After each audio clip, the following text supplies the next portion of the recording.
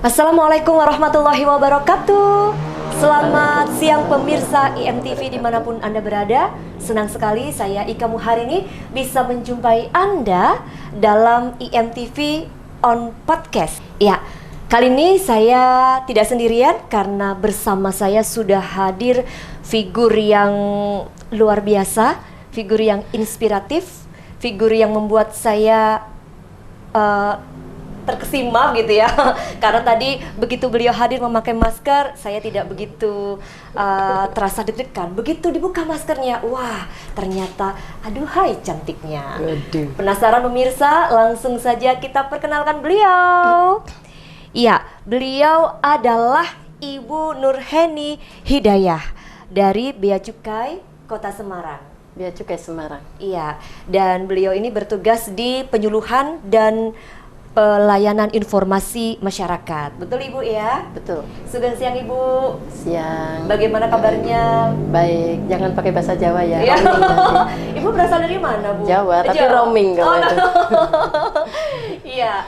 Nah Ibu luar biasa sekali, senang sekali kami merasa tersanjung karena di tengah kesibukan Ibu yang selalu hadir bersama masyarakat untuk terus memberikan edukasi, pelayanan penyuluhan kepada masyarakat mengenai bea cukai, Ibu menyempatkan waktu untuk hadir bersama kita di sini. Wah, tepuk tangan dulu untuk beliau.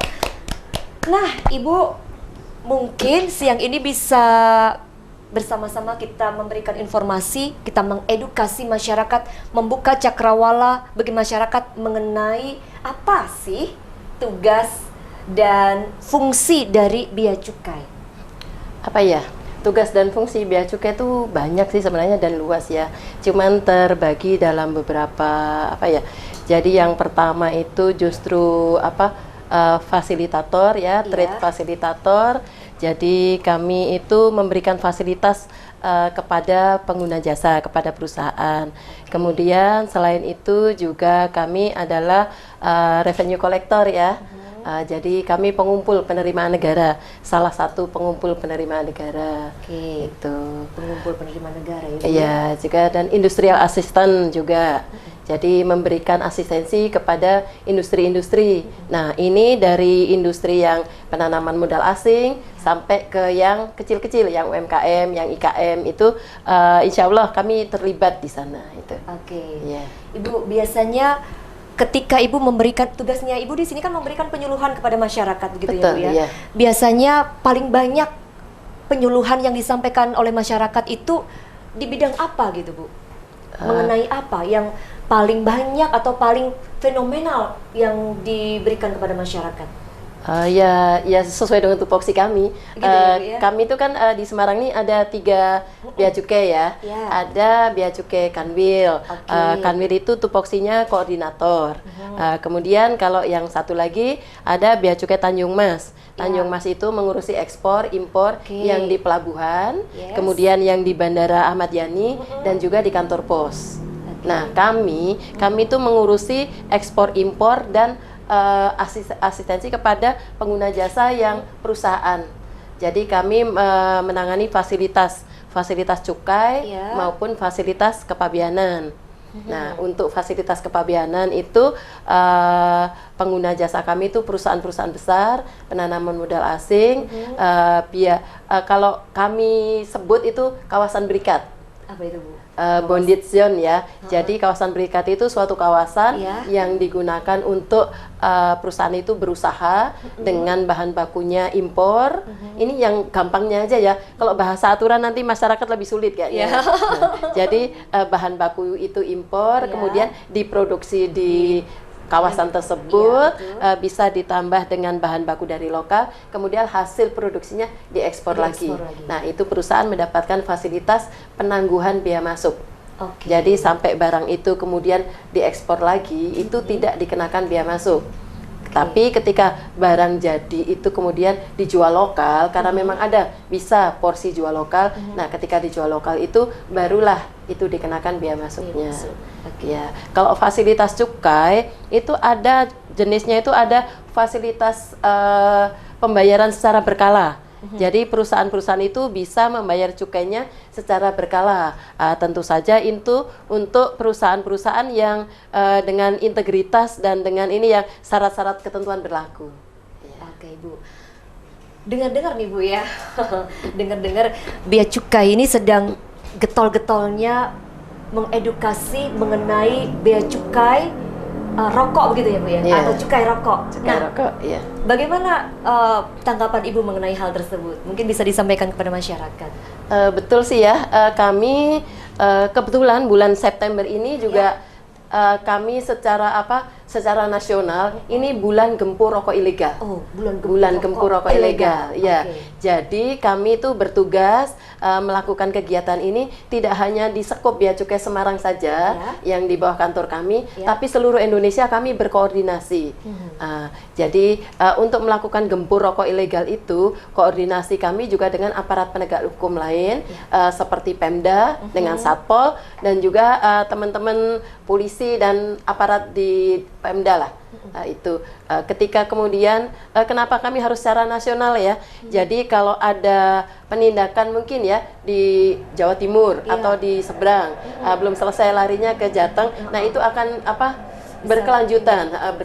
Jadi kami berharap dengan adanya bulan gempur rokok ilegal ini yang dilakukan secara nasional itu kami bisa menekan peredaran rokok ilegal itu tidak hanya di warung-warung yang kecil saja, tapi dari mulai hulu sampai hilir, dari mulai pabrik sampai daerah pemasaran. Itu. Nah, Ibu mungkin bisa disampaikan apa sih kriterianya yang masuk ke rokok ilegal itu, Bu? Rokok ilegal itu ciri-cirinya secara garis besar ada 4 ya. Apa tuh? Yang pertama itu rokok polos. Oh, rokok polos. Rokok polos. Jadi polos itu bukan terus nggak ada gambarnya gitu ya. Catat ya Mas Eko ya rokok. Jadi rokok polos itu rokok seperti biasa bentuknya seperti rokok, tapi tidak ada pita cukainya sama sekali. Oke, tidak ada pitanya. Jadi rokok polos. Kemudian yang kedua rokok dengan pita cukai palsu. Oke. Itu pita cukainya yang palsu. Kalau rokoknya tetap rokok ya. Tetap rokok tapi tidak ada pita-pita ini. Pita cukainya palsu. Oh. Yang ketiga itu rokok dengan pita cukai bekas. Pita cukai bekas. Ini rajin banget ini. Karena apa? Itu kan pita cukai udah dipasang di yang ilegal ya. Kemudian dilepasin, dipasang lagi di yang ilegal gitu loh. Nah, itu. Terus yang keempat itu rokok dengan pita cukai yang berbeda. Pita cukai yang berbeda di sini dalam arti begini, rokok itu kan ada macam-macam ya. Ada rokok sigaret kretek filter, ada rokok sigaret kretek tangan. Nah, ini biasanya kalau dengan peruntukan yang berbeda itu rokoknya sigaret kretek filter, tapi pita cukai yang ditempelnya sigaret kretek tangan. Itu beda ini ya, Bu ya? Beda harga. Beda tarifnya. Lebih murah yang sigaret kretek tangan. Iya. Oke. Nah, dari data yang Ibu peroleh atau dari bea cukai peroleh, seberapa banyak peredaran rokok ilegal ini di kalangan masyarakat, Bu? Oh, kalau di kalangan masyarakat di seluruh Indonesia ini ya kita nggak update ya. Nggak update. Ini yang di bawah bea cukai Semarang saja ya. Sampai bulan ini sampai bulan September, Agustus terakhir kemarin itu ada sekitar yang kami lakukan penindakan, jumlah total penindakan kami itu ada 22,3 juta batang.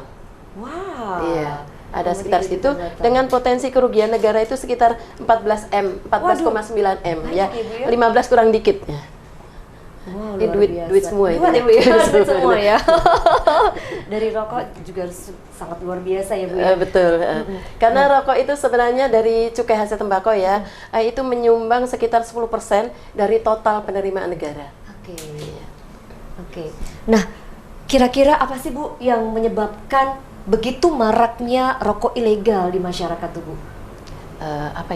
Kalau ketika saya melakukan sosialisasi itu, karena apa? Karena rokok ilegal itu harganya murah. Harganya murah. Dan yang jelas kalau menurut saya, itu karena masyarakat belum teredukasi. Belum teredukasi antara yang ilegal dan yang legal itu seperti apa.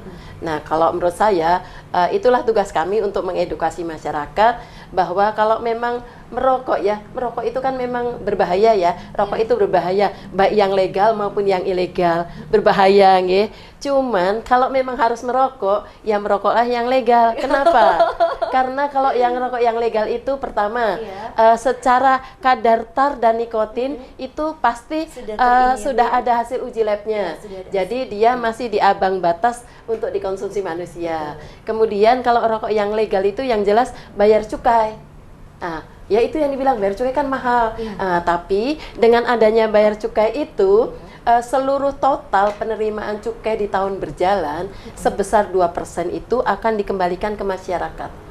Dikembalikan ke masyarakat 2% dari penerimaan cukai dan hasil tembakau daerah atau provinsi setempat. Nah, 2% itu peruntukannya untuk apa? Itu dari 2% itu 50%-nya untuk kesejahteraan sosial. 40%-nya untuk kesehatan dan 10%-nya itu baru untuk penegakan hukum. Luar biasa.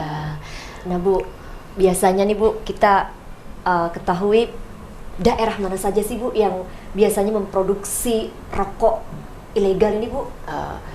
Kalau daerah yang memproduksi rokok ilegal sampai sejauh ini ya, kebetulan Bea Cukai Semarang itu kan membawai 6 kabupaten kota.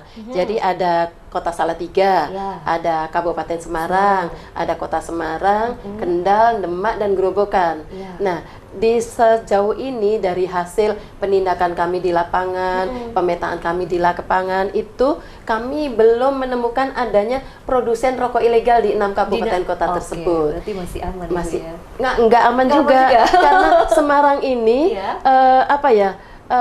kota-kota tadi 6 kabupaten kota yang dibahas Semarang itu merupakan daerah transit ya, daerah jalur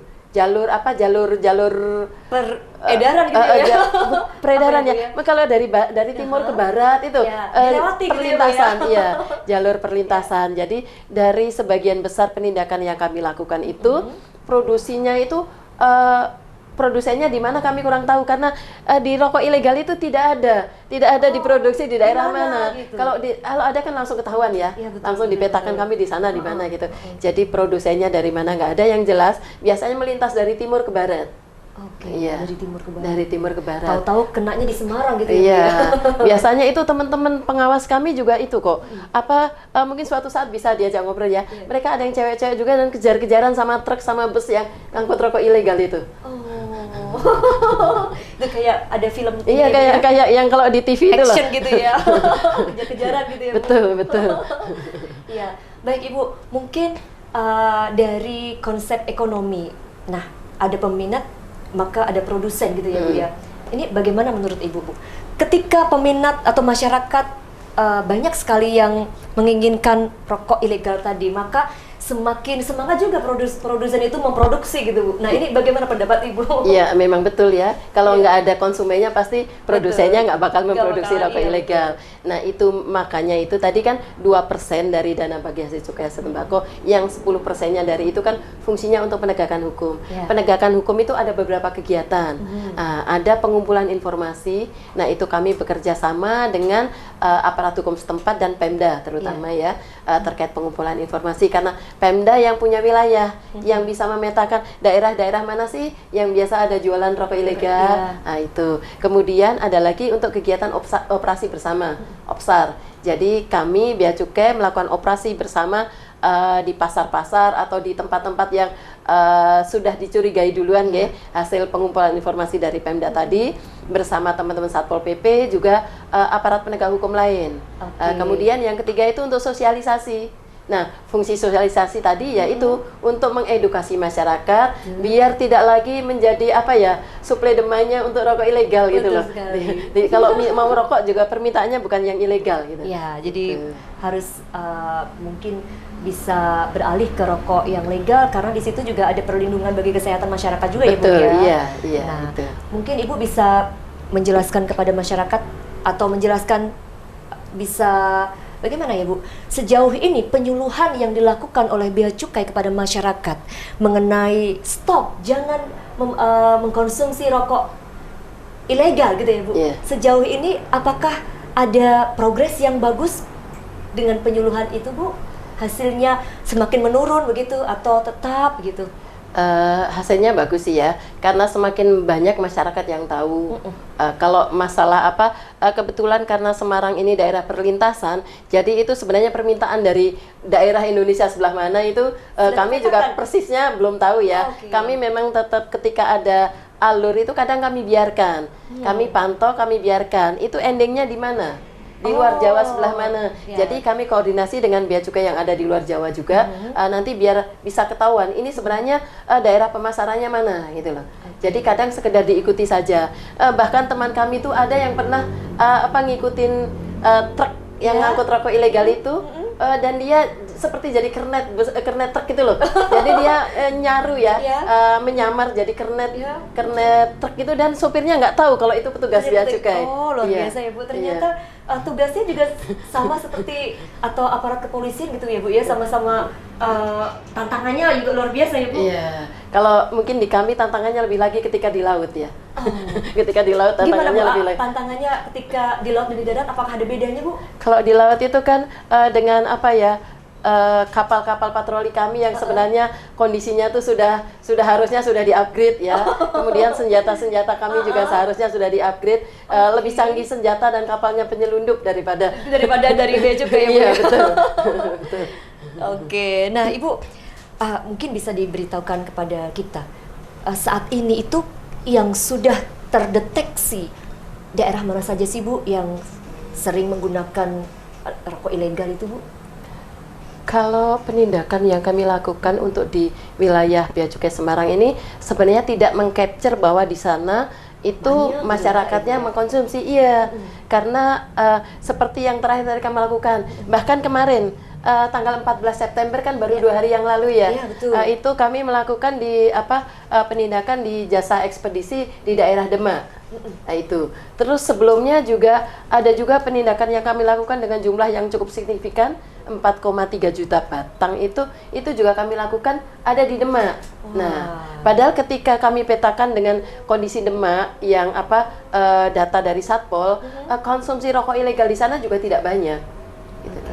Ya, jadi karena memang daerah perlintasan ya, mungkin itu yang melakukan oknum yang melakukan peredaran rokok ilegal itu lagi ngasuh gitu di daerah Semarang itu. Daerah Semarang ya Bu ya. Karena banyak juga yang kami tangkap itu pas posisi di rest area segala itu loh. Iya. Jadi sebetulnya dari Bea Cukai juga mempunyai strategi khusus bagaimana nih untuk menangkap tangan gitu ya Bu, produsen-produsen yang memang sudah menjadi incaran gitu ya Bu ya. Dilepas dulu nih dalam jangkauan nih, nanti begitu waktu yang tepat kita sudah bisa menangkap gitu. Betul. Jadi memang kami pun melakukan penindakan itu juga kami koordinasi dengan kantor yang lain ya. Biasanya ada juga dari kantor yang di Jawa Timur menginfokan ke kami sudah bergerak keluar dari Jawa Timur. Jadi kita pantau gitu loh. Itu akan berhenti lama di Semarang, mau diedarkan di Semarang atau lanjut. Nah, kalau lanjut kayak tadi itu ada yang jadi kernet itu loh, ada yang nyaru-nyaru jadi kernet itu sampai ke Sumatera sana itu. Akhirnya ditangkap produsennya pemasaran di sana. Jadi induk pemasarannya ada di sana, ternyata produsennya di Malang waktu itu. Gitu. Jadi dari hulu hilir bisa selesai semuanya gitu. Ibu, terkait dengan edukasi kepada masyarakat, mungkin Ibu bisa menyampaikan kepada siapa, misalnya begini Bu. Untuk daerah ini saya belum mengadakan penyuluhan. Nah, mungkin Ibu bisa membuka informasi kepada siapa saja terkait tentang penyuluhan ini.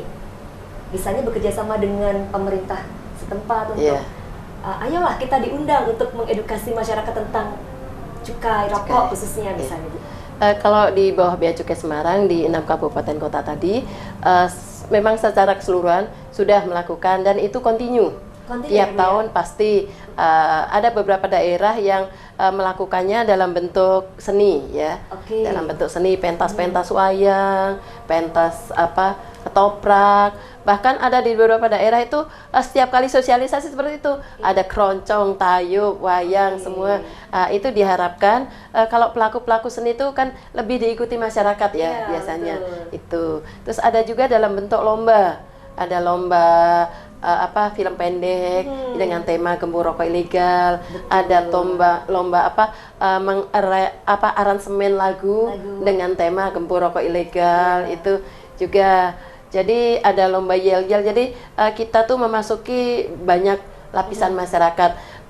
Audiennya juga biasanya dari mulai perangkat Pemda sendiri, dari kecamatan, kabupaten sampai ke kelurahan. Itu sudah. Kemudian dari pelaku usaha, IKM, kemudian pedagang kelontong yang jualan rokok punya warung-warung kecil itu juga. Bahkan yang tidak terkait sama sekali, kemarin saya kebetulan jadi narasumber di bidang olahraga. Jadi ke atlet-atlet, ya ke atlet-atlet. Ya mereka itu sih nanya kok ke kami gitu loh. Kami kami bukan berokok gitu. Ya, jadi maksud ada sosialisasi itu biar masyarakat peduli. Kalau di Jateng ini kalau Pak Ganjar kan Jogotongo gitu ya, waktu Covid ya. Peduli sama tetangga juga ini untuk rokok ilegal ini. Jadi biar daerahnya itu tidak jadi daerah untuk peredaran rokok ilegal. Biasa. Tepuk tangan dong pemirsa. Ini luar biasa sekali bahwa kita juga memberikan apresiasi yang luar biasa kepada Bea Cukai. Ternyata penyuluhannya tidak hanya sebatas hadir di masyarakat, memberikan edukasi, membuka cakrawala mereka gitu, tapi sudah semakin kreatif gitu ya Bu ya. Betul. Dengan memberikan pentas seni, kemudian di situ terselip pesan-pesan untuk masyarakat, lomba-lomba gitu ya Bu ya. Dan Bea Cukai juga ikut tuh. Jadi ketika ada film pendek, kemudian ada ketoprak, wayang itu Bea Cukai ikut jadi pemain. Salah satunya ini. Ada lain nih tadi yang hadir sama kita di sini tadi. Salah satunya ada nih Mbak Novi ini. Ini pemain wayang, pemain ketoprak ini. Dan tersohor di Kota Semarang. Nanti kita hadirkan bersama Ibu di sini. Nah, Ibu terakhir nih Bu, mungkin mewakili Bea Cukai Kota Semarang atau bahkan di Indonesia, apa yang Ibu sampaikan kepada masyarakat tentang pesan atau tentang Bu ya, kesadaran masyarakat mengenai rokok ilegal utamanya, khususnya kemudian pada umumnya tentang Bea Cukai gitu. Banyak banget yang diminta. Yang diminta banyak banget. Sebenarnya untuk masyarakat ya, kami dari Bea Cukai Semarang sih berharap masyarakat itu peduli ya. Masyarakat peduli dengan lingkungan sekitarnya terkait adanya peredaran rokok ilegal. Jadi ketika masing-masing masyarakat itu satu tetangga sama tetangga lain sudah peduli, itu pasti tidak ada tempat lagi untuk peredaran rokok ilegal. Kemudian untuk yang memang tadi ya, karena merokok itu sepertinya tidak bisa dihilangkan, terus stop merokok itu sepertinya nggak bisa. Dan saya sebagai Bea Cukai kayaknya juga tidak kampanye untuk stop merokok, tidak ya. Jadi kalau memang merokoklah yang legal, karena ada penerimaan negara di sana, ada dana yang nanti akan digunakan untuk mengatasi eksternalitas negatif tersebut, untuk mengatasi dampak negatif yang ditimbulkan dari rokok tersebut itu. Jadi ayo kita gempur rokok ilegal. Kita gempur rokok ilegal. Nah, Ibu terakhir nih Bu, mungkin Ibu bisa memberikan punya slogan atau punya yel-yel Bu biasanya tadi kan lomba tentang kreativitas gitu ya Bu ya. Mungkin Ibu bisa mempunyai yel-yel untuk mengkampanyekan kepada masyarakat yang bisa diingat oleh masyarakat gitu Bu. Waduh, kami biasanya yaitu gempur rokok ilegal. Gempur rokok ilegal gitu ya Bu ya. Nah, silahkan merokok tetapi rokok yang legal karena bermanfaat untuk negara gitu Ibu pada umumnya ya. Nah, Ibu terima kasih sekali sudah hadir bersama kita di sini. Semoga hadirnya Ibu di sini bisa memberikan edukasi kepada masyarakat mengenai pentingnya cukai rokok khususnya Ibu ya kepada masyarakat. Nah, pemirsa, demikianlah perbincangan menarik kami bersama Ibu Nurheni Hidayah. Beliau adalah bertugas di penyuluhan dan pelayanan informasi kepada masyarakat mengenai Bea Cukai. Baik, terima kasih Ibu kehadirannya. Sama-sama. Sehat selalu. Amin. Sehingga bisa bermanfaat untuk masyarakat Terima Kota kasih. Semarang khususnya Amin. Indonesia pada umumnya. Oke, terima kasih. Saya Ika Muharini dan juga Ibu Nurheni Hidayah mengucapkan terima kasih atas perhatiannya pemirsa. Akhirnya wassalamualaikum warahmatullahi wabarakatuh. Waalaikumsalam warahmatullahi wabarakatuh. Terima kasih Ibu. Sama-sama.